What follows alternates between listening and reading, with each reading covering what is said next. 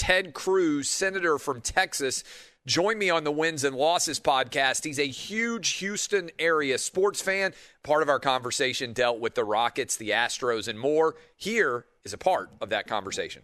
Senator Cruz, it's Super Bowl week. Who do you think gets it done here? Do you think the Chiefs, or do you think that the Bucs are going to be the Super Bowl champ when the NFL season finishes? Well, I think we're going to have a close game, and Brady has certainly shown an ability to pull it out against impossible odds. That being said, Mahomes is a beast, and so if you push me, I'd say it's probably Kansas City's game.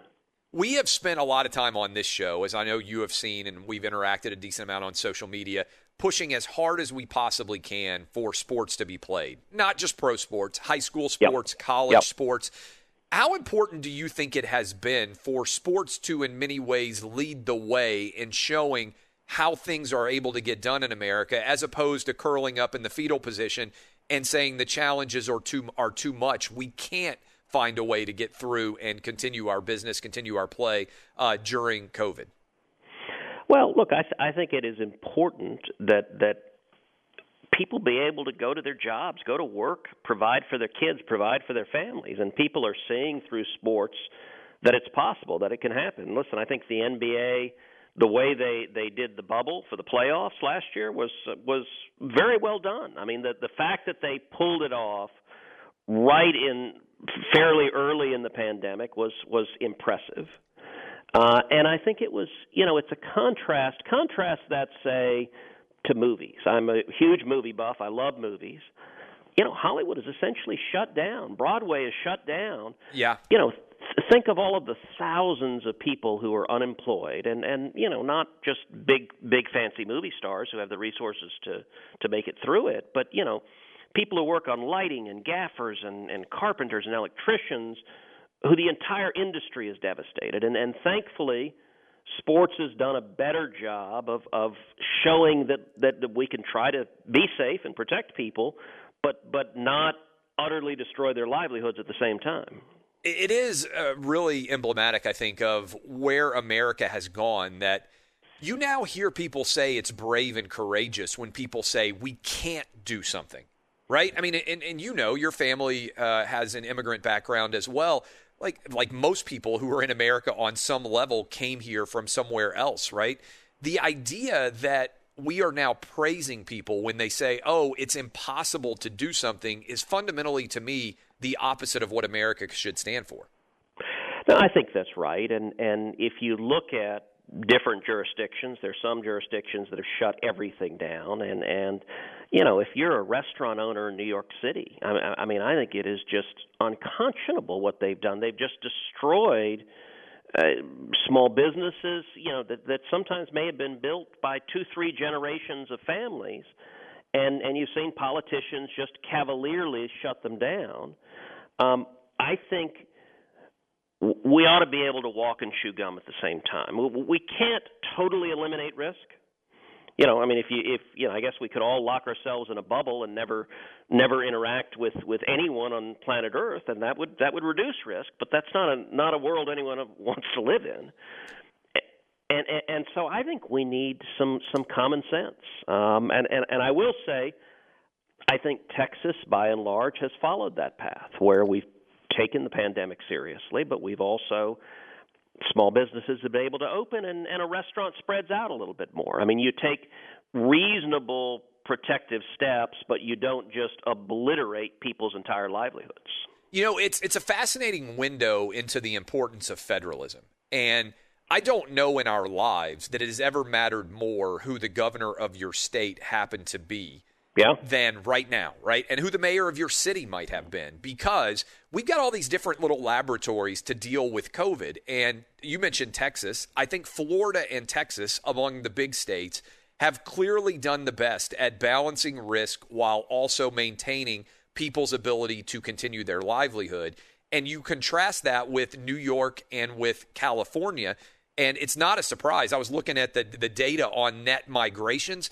The 3 states, I live in Tennessee, the 3 states that have gained the most residents during this whole mess of COVID, Tennessee, Texas, and Florida. What do they all have in common? They have figured out a way to keep businesses open while also trying to protect their residents. Meanwhile, people are fleeing from New York, Illinois, and California, three of the most restrictive places in the entire country. It's an interesting laboratory to study the response and see who has done the best job in a way that many countries who are more national in scope might not have had those different laboratories to examine. Yeah, that is exactly right. A stat that I've cited for some time is the cost of a one-way U-Haul from California to Texas. It used to be it was 300% more to go from California to Texas than it was to go the other way around. It's actually risen more than that. So right now, to get a 24-foot U-Haul from San Francisco to Austin, Texas, costs $5,000. To take the same truck back costs $986. Because all the traffic is going one way. That's right. Ain't nobody going the other. It's fascinating. That's actually a really great data point. That pathway that you're talking about, Senator Cruz, from San Francisco to Austin, also San Francisco to Miami, San Francisco to Nashville. Big tech is starting to break up that corporate hegemony that had existed in San Francisco. I know you have a lot of concerns about this, as do I. I don't try to get incredibly partisan on a day-to-day basis, certainly not with my shows. But the thing that I 100% believe in is the marketplace of ideas. And I don't think there's any doubt by anyone who is active on social media that we don't have a full-fledged marketplace of ideas in the American ecosystem like we have in past years. What should be done to big tech companies that are making the decision to pull Parler off of their servers like Amazon did, to not allow certain apps to be available at Apple or at Google? This idea of, hey, you don't have the right to spread your particular viewpoint if it conflates or conflicts with ours is, to me, fundamentally scary because, as you know, many of the great ideas that emerge in American thought initially were considered to be ludicrous and absurd, but because of the marketplace of ideas, they were able to gain cogency and acceptance, and that's how our country evolves in an intelligent and efficacious manner. Look, I think that is exactly right, and I think the power of big tech is the single greatest threat we have to free speech in this country, and it's the greatest threat we have to our democracy. That we right now have a handful of Silicon Valley billionaires with almost total monopoly power over political discourse and just about every other form of discourse today, and they're getting more and more brazen in how they use that power to silence those views they don't like and to amplify those views they do. And it's, there have always been biased journalists. That's not new in the world. From the very first time the first journalists were carving words on a stone tablet, there were biased journalists. What's different is that big tech has power that William Randolph Hearst, at the height of yellow journalism, could not have imagined, because they control 70+% of people's political news is coming online. It's coming through social media, and their bias is invisible as well. If they don't like what you say, you simply disappear. They can shadow ban you. They can throttle you, and there's zero accountability. And we've seen, just in the last few months, we saw Facebook and Twitter both blocking the New York Post, the fourth largest newspaper in America. It's insane. They just decreed, we're shutting you down. We've seen them deplatform the President of the United States, just said, okay, we don't like Donald Trump, he's no longer allowed to speak. We've seen them, as you put it out, what they did to Parler, and what they did to Parler was blatantly illegal and violated the antitrust laws, and I fully expect that they will pay a big judgment because you had multiple competitors working together in concert to destroy another competitor, and that is illegal, and they don't care. I think big tech is one of the massive stories: censorship, cancel culture, the way that all of that rolls together with identity politics. The other one is China.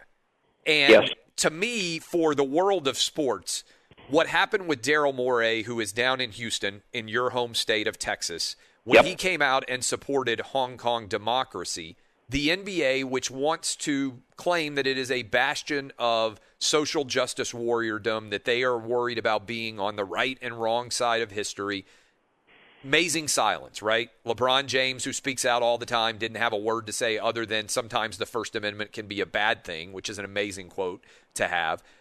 Greg Popovich, who I'm going to get to in a minute, Steve Kerr, they pop off on everything that the president was doing, Donald Trump. They don't say a word about China. So I want to circle around on China a little bit, and in particular the NBA's relationship with China. Greg Popovich went after you. I saw quotes recently. I know Mark Cuban has come after you. Mark Cuban has come after me. For people out there, obviously, Dallas Mavericks, Mark Cuban, as well as Greg Popovich of the San Antonio Spurs. When you hear Greg Popovich, I know you're a basketball fan. I know you've liked to watch the NBA over the years. When you hear Greg Popovich going after you, when Mark Cuban is going after you for your political opinions, but they won't say a word about genocide in China, I saw recently an article I was reading today about forced rape of Uyghur women by people in China, and they're using literal slave labor to make their products. Nike is. The NBA has had their own factory of basketball in that province where the Uyghurs are being held in concentration camps. How about that hypocrisy that they would not say a word about that, but they come after you for your political opinions?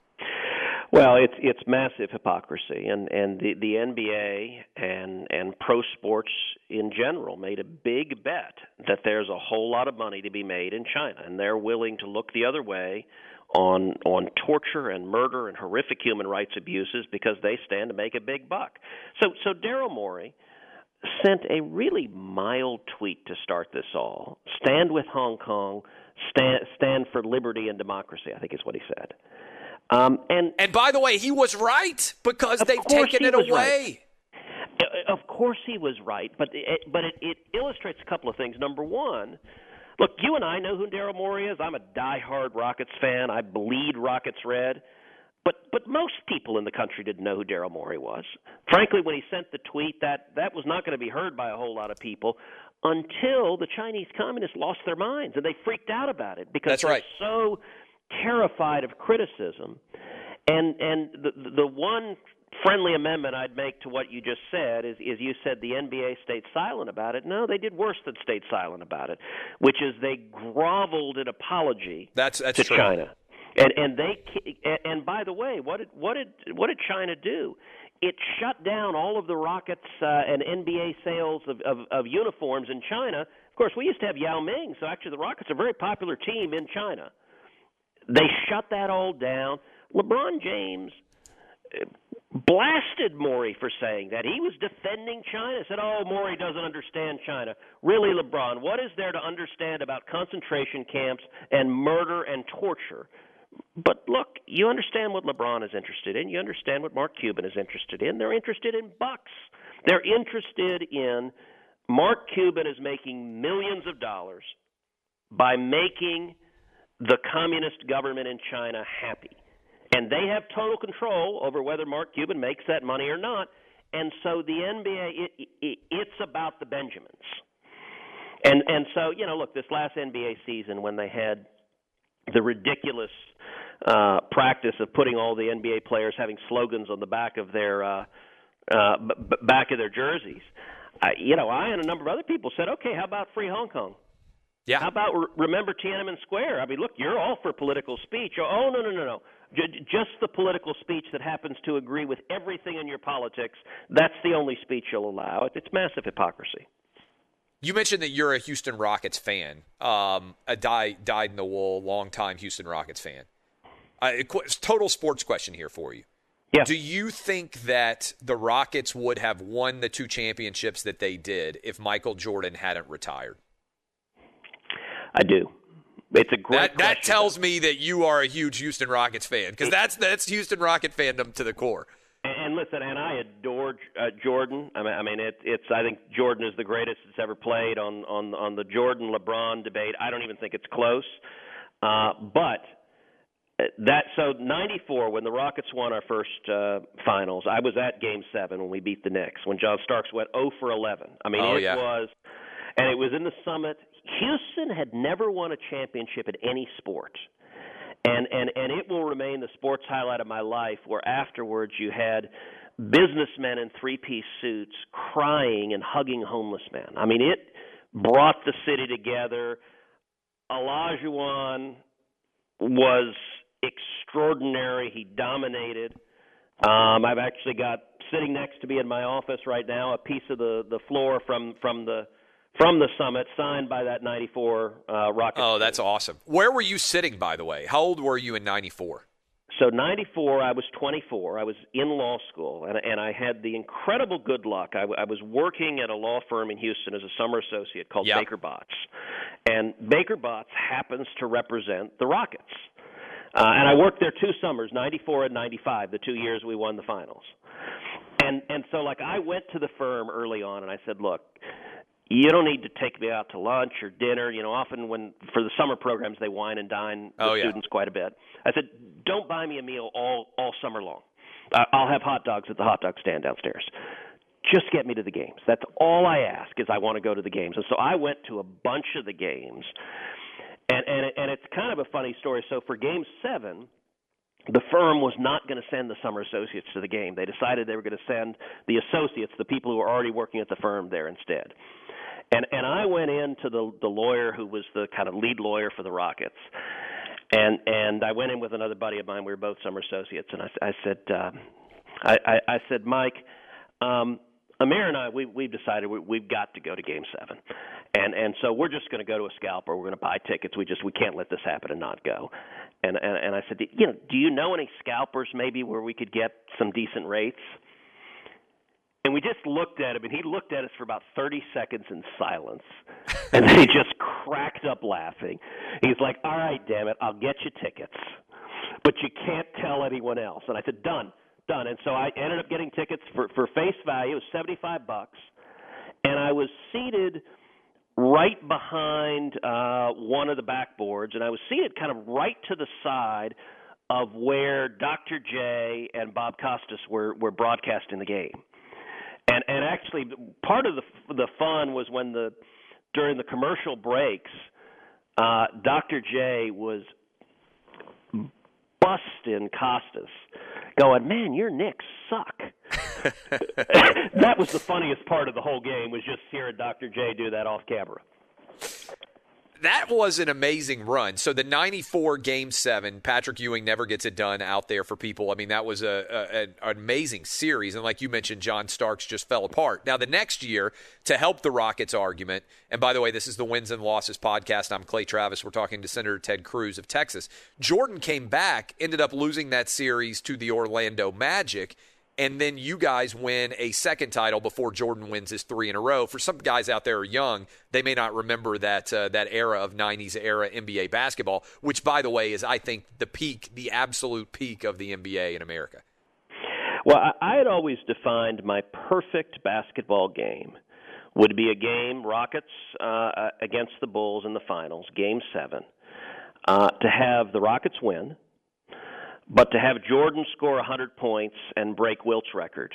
Yeah. And I never was a Scottie Pippen fan, so I actually finished it off with and have Pippen playing for the Bulls, tip the ball in accidentally in our bucket and score the winning basket for us. Did you watch The Last Dance, by the way? Documentary? Every minute of it, and I think my favorite moment is when they play Gary Payton talking about covering Jordan, and Jordan's laugh about, I think I could handle the glove. It was so real. I mean, it was incredible. That's such a great nostalgic time back. Like the Dennis Rodman stories, you knew in the 90s that those were great, but they're so much more fun. I mean, that 90s era Bull team is, I think, the most beloved American sporting franchise ever, right? You're a Rockets fan. I didn't grow up with a particular affinity for a team, but I was obsessed with the 90s era Bulls, and I think a huge number of people out there listening are, and it was because they were just such an exhilarating team to play, and Jordan himself is, I think, the signature achievement. I don't know, if you go to a concert or you go to watch someone who has to put on a performance, he was so incredible every night that I don't think people really who haven't experienced him, you mentioned the Jordan versus LeBron argument, the amount of intensity and effort he brought to bear, whether it was a random Tuesday night in the 14th game of the season or whether it was Game 7 of the NBA Finals, is unmatched, I think, ever in the history of basketball. Look, I completely agree, and where I think Jordan took it to another level is at the end of any game that was close that mattered. You knew Jordan was going to have the ball. You knew he was going to take the shot. You knew he was going to be triple-teamed. And you knew he was going to make it.